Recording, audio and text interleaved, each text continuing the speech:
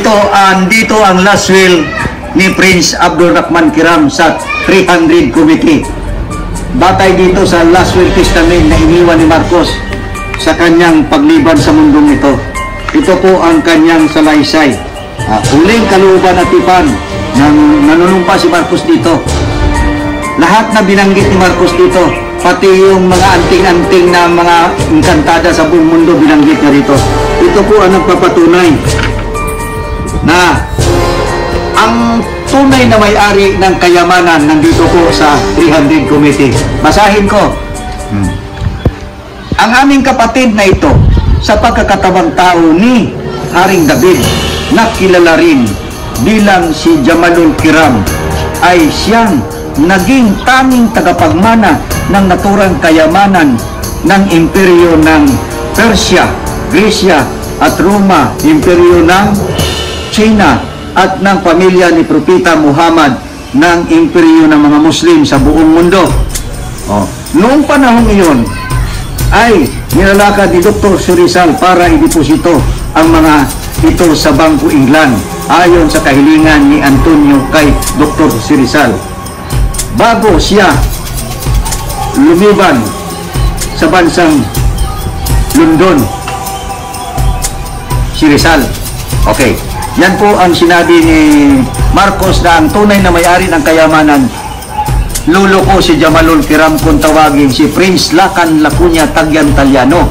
Si Marcos is lawyer o trust tagalustay ng kayamanan ng royal family. Kaya nakapangalan sa kanya, pati mga kroni niya nakapangalan. May narinig na ba kayong naka-withdraw sa Marcos? Di ba wala? I-interview na sila. Nagantay daw sila ng hindi pa panahon sa amin ni Imelda. Anong panahon inantay nila? Ay nasa 16 years o 17 years na naglaps na ang pautang. Kailan nila pirmahan kung silang metal signatory? Ako po ang metal signatory. Ito po ang sulat ni Marcos. Bilin sa akin dahil si Marcos ang nagpalaki sa akin sa bundok ng Kapis.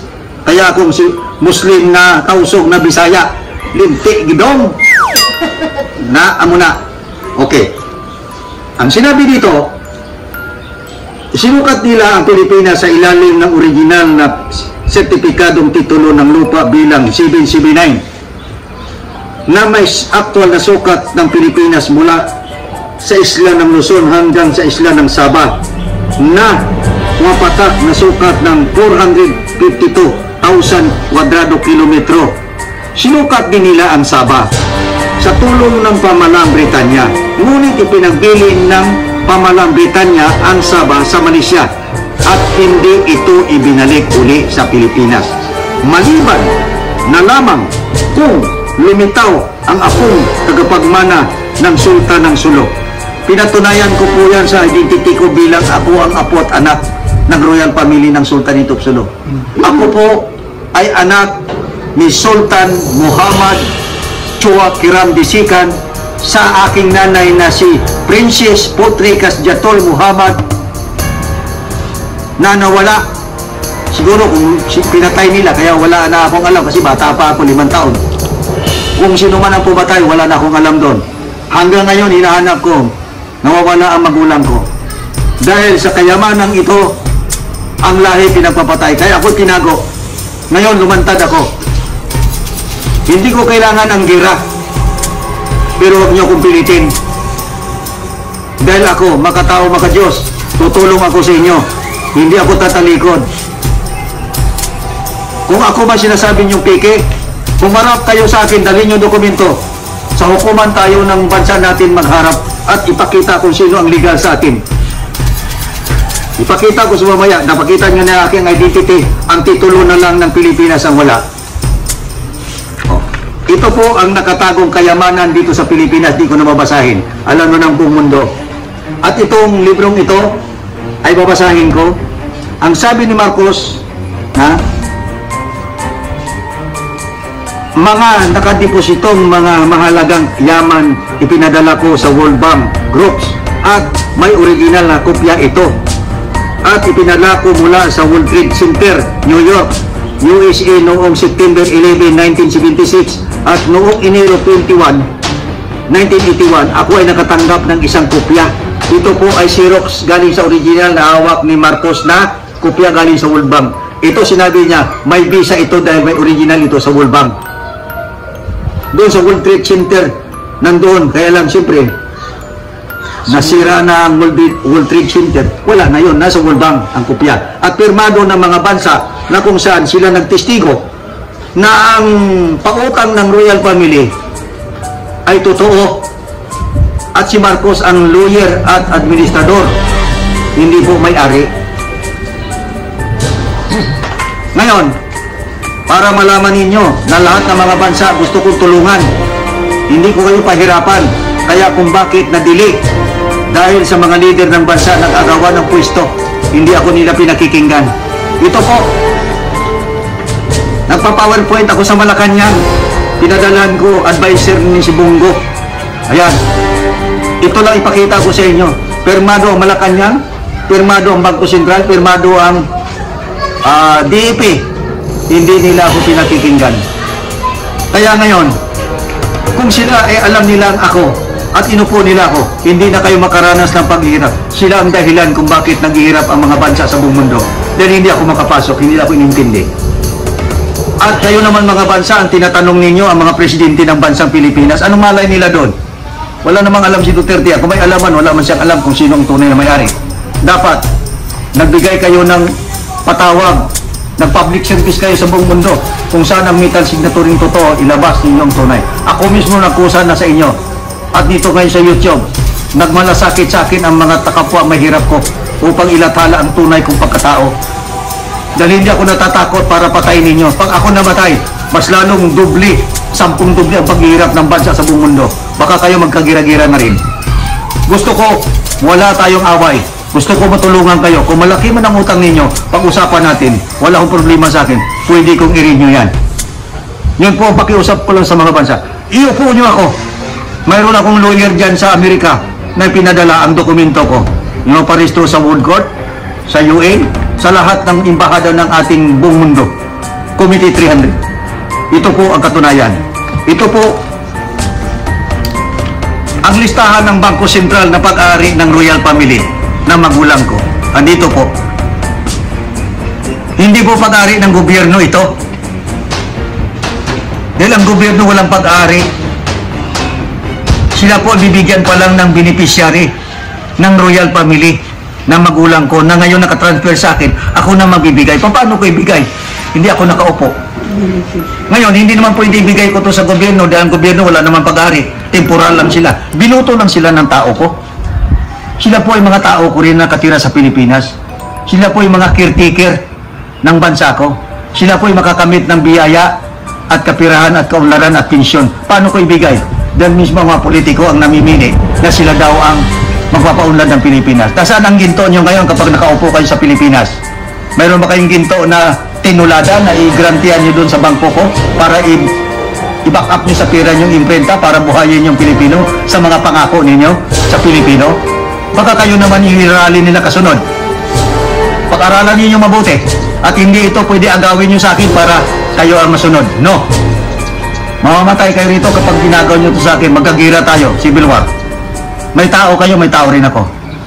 Ang kailangan ko, pagkakaisa, unite. Hindi ko kailangan ng gira, pero huwag nyo akong hamunin. Dahil kami mga tausong, mga warrior, mamamatay kaming lumalaban na sa katwiran. Ang kailangan lang namin sa mga Kristiyano at mga Muslim, dalangin nyo kami. Pag ginalang nyo kami, susuko kami ang karapatan ninyo, ipagtanggol namin. Respetuhin namin kayo. Dalangin nyo kami, respetuhin namin kayo. Magsama tayo sa kaligayahan hanggang huli ng buhay, ang pakailanman. Hindi tayo magnanakaw sa sarili nating yaman. Dahil ang nakaupo, mahirap nang banggitin. Pero nakikita na ninyo, kayo mismo magsasabi kung sino magnanakaw. Sinasabi nyo si Marcos mamamatay tao. At si Marcos magnanakaw. Nakita nyo na ba si Marcos pumatay at nakita nyo ba nagnakaw? Sasabihin nyo ang yaman ay ill-gotten wealth. Ipakita ko sa inyong titulo ng ill-gotten wealth na sinasabi nyo. Ang nagsabi niyan, hindi ko sinasabing matalino. Bobo. Kasi kung alam niya na may titulo, Ikaw, presidente, magpautang ka sa ninakaw, di hulihin ka. Ikaw nga nagtitinda ng ninakaw na cellphone, hinuhuli ka. Di ba kaya? Sana maunawaan nyo kung sino man nagsabi ng ilgatin mo. Mahiya, tapos balat yun. Lilinawin ko sa inyo. Dahil walang maglilinaw at walang ibang taong magtutulong, kundi Pilipino ang tutulong. Kami mga Muslim ang tutulong sa Kristiyano. Kayo po ay Kristiyano, pero ang dugo ninyo Muslim. Dahil pag sinabi nyo Kristiyano kayo, buhay kayo doon sa Vatican, doon kayo manirahan. Mga Kristiyano yan doon eh. Dugo ninyo Muslim, ang panampalataya ninyo nagbago. Kapatid ko rin kayo, kaya hindi kailangan mag-away tayo. Nililinaw ko lang sa inyo ang lahat ng problema ng bansa. Kung gusto niyo ang pagbabago, iupo niyo ako. At ginagarantihan ko kayo, 2 taon lang, 1 taon lang, marangyan ng Pilipino. Magkaroon kayo ng pensyon. Hindi magagawa ng politiko ang pagpensyon sa inyo dahil wala silang pirang ikakaya at wala silang ginto ibabakab dyan. Sa akin, granted, sa harap ninyo magpakamatay ako kung hindi nyo ko mapatunayan ng sinasabi ko. Ang pag-ari ng Pilipinas, 1304, pag-ari na ng Royal Family ang Pilipinas. Kung tawagin, hindi Maharlika, Mahadlikando. Ulitin ko, Mahadlikando. Kung bakit sinabi ko Mahadlikando, dynasty ang may-ari. Mga lahing dugong Pilipino na Muslim. Kaya kayo mga Kristiyano at Muslim, Mahadlikando ang tunay na pangalan ng ating bansa. Hindi po Maharlika. Si Marcos lang may sabi niyan. Dahil ang Mahadlikando, kundi dynasty. Kaya Mahadlikando. Okay, malinaw. Ang huling sultan, si Sultan Muhammad Julas P. Kiram II. Okay, ito. Ang family tree ko. Ang pinangmulan, si Sultan Jamalul Alam na pumirma ng lease agreement noong January 22, 1878. Ang successor, si Sultan Jamalul Kiram. Ang kanyang asawa, si Dayang-Dayang Masnima, kapatid ni Mao Zedong, lola ko. Ang successor, si Sultan Julas P. Kiram II. Ito po ako pangalawang asawa niya. Ang asawa niyang pangalawa, si Princess bin Putrikas Jatul Muhammad. Pangalawang asawa. Ako po ang nawawalang anak na prinsipe ng Sultanate of Sulu, North Borneo. Kung saan, itinago ako ng tatay ko. Magpinsan sila. Itinago ako sa dulo ng kalagitnaan ng Pilipinas. Doon ako pinalaki. Kaya nasabi ni Marcos, maliban na lamang kung lumuhutang ang apong tagapagmana kasi siya po ang nakalaga sa akin. Umalis siya papuntang Hawaii, iniwanan ako parang bagoong na nakakalat sa gitna ng bahay. Nangangamoy. Naghihirap ako. Kaya alam ko ang kahirapan ng isang Pilipino. Kung ako mayaman, hindi ko maramdaman ang kahirapan ninyo. Sinong tutulong sa inyo ang mahirap kung wala akong mahirap? Kaya dito ako para sa inyo. Walang ibang taong tutulong sa inyo maliban sa akin, na may-ari ng bansa at may-ari ng kayamanan ng pinagkaloob ni Allah sa akin. Ako po ay Muslim, tausog, hindi po ako balik Islam. Ako po ay anak ng Royal Family. Ipinanganak ko sa Palawan, Puerto Princesa, sa Bagong Silang. Ang tatay ko, king ng Sabah. Ang primerong inupuan niya, ang Kuta Kinabalu. Ang siyang first sultan ng Kuta Kinabalu, Sabah, Malaysia. Nandyan ang hiding niya sa simento nakabaon, nakatatak doon. Punta ka ninyo. Ako po ang anak sa asawa niyang pangalawa kung saan iniwan sa akin ang lahat ng ito para ipaliwanag sa lahat ng lahi na ang kaharian ng Royal Family ng Sultanate of Sulu ng Kiram ay wala kung nawawala. Kinuha lang ng politiko sa pamahala. Babawiin ko ito sa ayaw nyo, sa gusto. Dahil wala kayong property rito na para sabihin kayo ang may karapatan. Kaya tatanungin ko kayo, ilabas ninyo ang 01-4 na public land ang Pilipinas ayon sa desisyon ng Supreme Court. At kayo mga nakaupo sa gobyerno na mayroon na kayong babala na may sulat na ang Supreme Court, hindi nyo baliwala. Kayong mga tagilari, may sulat na kayo hanggang malulos. Nagbinibingihan kayo. At kayo mga taga-initsi, GSIS, kayo po ay walang karapatan para sabihin nyo legal ang inyong pamahala. Noong panahon ni Marcos, may karapatan siya dahil pinayagan siya ng aking magulang na kahit baguungin ang Pilipinas, may karapatan siya. Kaya ngayon umalis na si Marcos, hindi na legal ang initiate, illegal na. Dapat yung malaman, wala kayong titulong ilalabas. Kaya huwag niyong pipilit sa akin, alam ko yun. Ngayon, handa ako makipagtulungan sa gobyerno kung gusto niyong tumulong at magkipagtulungan. Naunawaan niyo ba ako? Hindi ko sarili ito para ipagtanggol ko sarili ko para yumaman ako. No. Ibinilin to sa akin ay hindi para ibigay sa inyo ng gobyernong Pilipinas ang mga ngasiwa dahil wala kayong karapatan. Nakapangalan to sa akin. Kaya kung gusto niyo ngayon po, kahit may eleksyon niyo po niyo ako. At doon niyo makita 2 taon lang. Maunlad ang Pilipinas, walang gutom ang Pilipinas, walang gutom ang Pilipino. Lahat ng mga bansa, lahat sila marinyo. Mapayapa ang buong mundo ayon sa kutusan ni Allah o Panginoon nating makapangyarihan.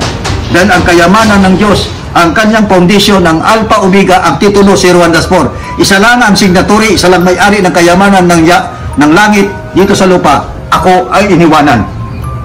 Nakita nun niya sa affidavit of ownership. Ngayon, makita ninyo yung titulo. Nasa hindi dato, pakilabas mo yung titulo. Nakita ninyo ang titulo, silyado, legal. Ito po ang titulo ng bansa natin na 4 na isla, Sabah, Mindanao, Visayas, Luzon. 4 major island na sa desisyon ng Supreme Court na ang may-ari si Prince Lacan Lacuña, Tagyan Talyano, kung tawagin si Prince Julius P. Kiram. Ayan po. Yan po ang titulo natin na kung saan may certified true copy ng hukuma natin, RTC. Ayan po, pumirma ang mga leader ng bansa na nagpapatunay na ang Pilipinas ay hindi pag-aari ng gobyerno, pag-aari ng isang tao. Ayan po, si Prince Julian Macloy Talyano, na tagapagmana ni Prince Lacan Lacuña Tagyan Talyano. Ako po ang apo na anak na binigyan ng karapatan ng hukuman natin pangbansa, at ito ay iparehistro ko sa buong mundo para makamit ninyo ang tagumpay at kaunlaran at kapayapaan at katarungan. Walang makakawidro dyan kapag hindi ako pumirma. Kahit pag sinungaling man ang mga bangko, dahil ang mga bangko hindi kaya nila bayaran. Hawak ko ang lahat ng utang ng mga bansa at mga bangko sa buong mundo. Kulang-kulang 1,000 bangko sa buong mundo ang hindi nakakabayad at hindi na kaya bayaran. Ayan po, ang mga project na yan.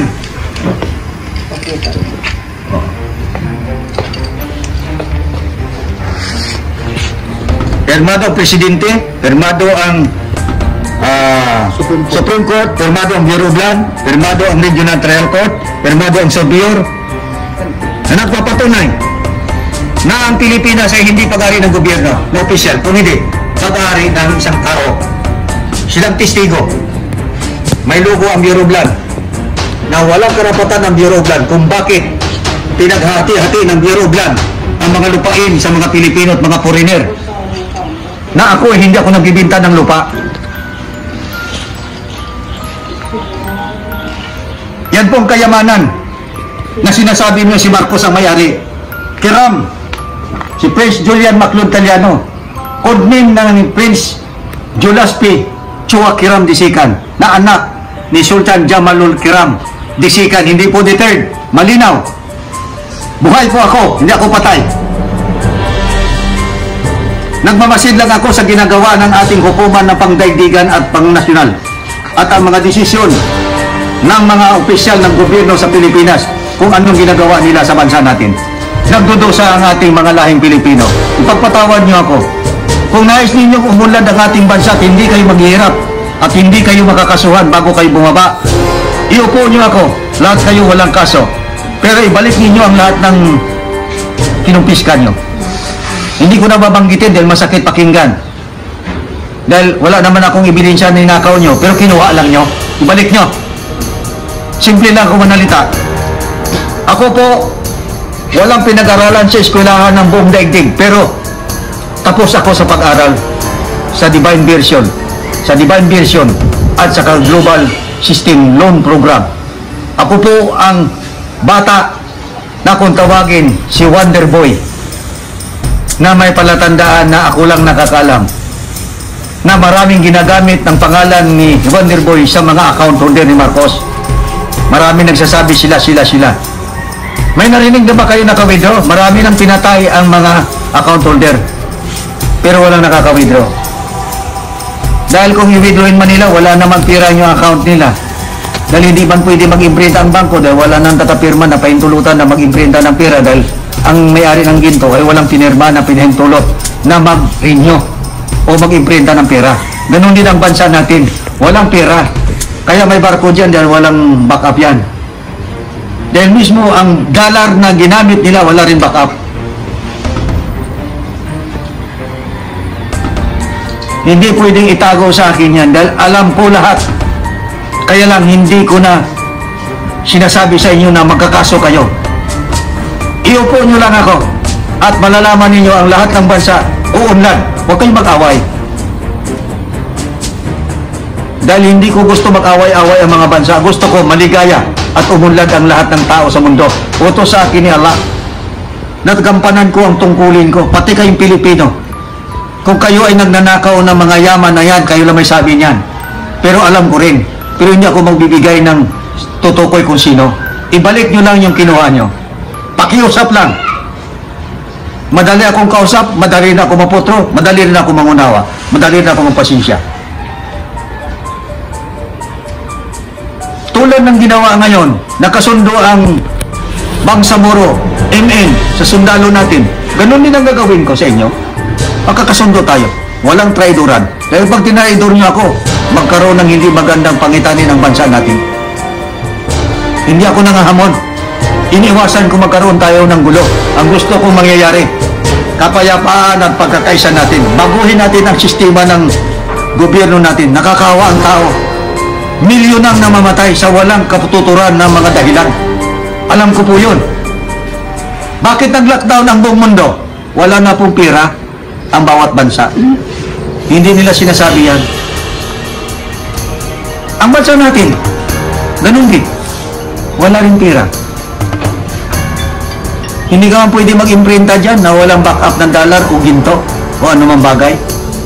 Sana maunawaan nyo ako. May pinag-aralan naman kayo. Ako wala akong pinag-aralan. Pero tapos ako. Itinuro sa akin na wag ako marunong mag-English. Pero marunong naman ako mag-English. Kaya baka sabihin ninyo, English na sabi na ninyo si Joseph Israel, English ninyo. English Carabao. Okay lang sa akin kung Carabao. Di bali maging Carabao. Huwag lang yung maging daga. Kasi pag daga, nagnanakaw yan sa pagkain sa gabi. Ning kalabaw, kumakain ng damo yan. Marunong humirap, magpakahirap yan. Ganun ang katotohanan yan. Hindi ako mahiya sarili ko na ipakilala ang kapakatawan ko. Dahil ako nagbubuhay ng mahirap. Kumain ako ng pagkain na walang asin. Sumisip-sip ako ng pilipit na walang asin. Kumakain ako ng saging na linupak na niyog ang kasama. Ang hari ng Pilipinas at mayamang tao sa buong mundo nagkain ng walang asin at walang kanin. Saging. Kayo po ba nadaman nyo na mayayaman? Kayo po bang nakaupo sa gobyerno? Nadaman nyo ba? Marunong ba kayo kumain? Marunong ba kayo tumalok ng palay? Marunong ba kayo tumanim ng balanghoy? Dapat maunawaan ninyo. Ako, bilang isang mahirap na may-ari ng bansa, ay nadama ko ang kahirapan ng ating lahi. Pinagtatawanan tayo ng mga bansa na isang utusan lamang. Tumatawa ang mga bansa. Hindi nila alam na tumatawa sila. Insulto rin sa kanila. Akala nila siguro mayaman sila. Hindi sila mayaman. Mayaman sila sa utang. Ayan ang record nila. Ngayon, hindi ko sila iniinsulto. Nais ko silang tulungan. Huwag kayo magpataas ng aire. Huwag kayo magpataas ng pride. Pag-usapan natin para ang lahat ng tao at lahat ng bansa magkakaisa. Ayaw kong mag-away-away kayo. Dahil isa lang tayong nilikha ni Allah o Panginoon natin. Sana maunawaan nyo ako. Ako'y humingi ng kapatawaran sa inyo. Dispensa. Na hindi ko sinasadya ang mga salita ko, ngunit dapat maunawaan ninyo. Kailangan ko ang pagkakaisa natin. Iupo nyo ako sa bansang ito. At doon nyo makikita ang ibibigay ko sa inyong karangyaan, utos ng langit. Kaya tayo pinarusahan dahil kayo, hindi kayo tumutupad sa usapan ng pangdaigdigan na batas. Kaya kayo nagdudusa. Hindi nyo sinasabi na wala na kayong pera. Ay bakit kayo wala pera? Ay kung kayo mayaman. Ang ginto na backup ng bansa ninyo nanggaling sa Pilipinas. Pero hindi ko pinagmamalaki na akin. Pag-ari ng Diyos. Kung hindi kayo nagbayad dito, para nang sinabi nyo na sumuway kayo sa salita ng Diyos. Pautang ito ng Diyos. Kaya ang titulo to, Alpha Omega, Trust. Ang may-ari nito, ang may-ari ng kayamanan ng Diyos, nakalagay sa revelasyon o pahayag. Nang sinabi niya, ako ang Diyos na makapangyarihan, darating ako. Dala ko ang gantimpala ayon sa inyong mga gawa. Paano ibibigay ng Diyos ay ang nanganoopo dyan? Alam niyo na. Kaya hindi niya binibigay dahil hindi tama ang pamahala. Dahil hindi tama ang taong uupo. Iupo niyo may-ari dahil ang kayamanan ng panglangit ibibigay sa inyo. At sinabi niya, hindi ako magbibigay ng kulang kung hindi sobra. Maraming salamat po sa inyo. Hindi ko po na itapusin ito, pero panahon na para maunawaan ninyo ang lahat. Pagpatawan niyo ako. Sa pagkatao ko ngayon, lumantad ako ng katotohanan. Yan ang katotohanan. Maraming salamat. Maraming salamat sa inyo sa hapon na ito.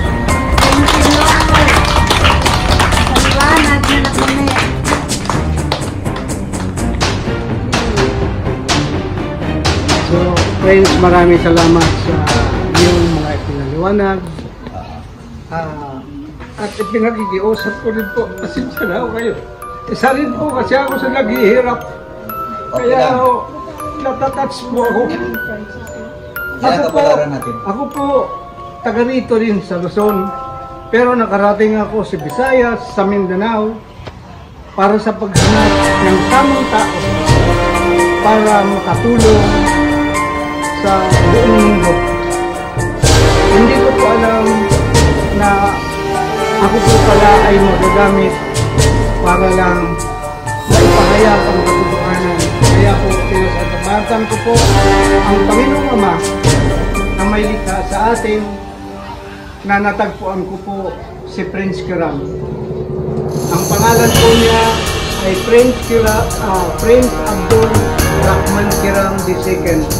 So yun po ang kanyang tunay na pangalan.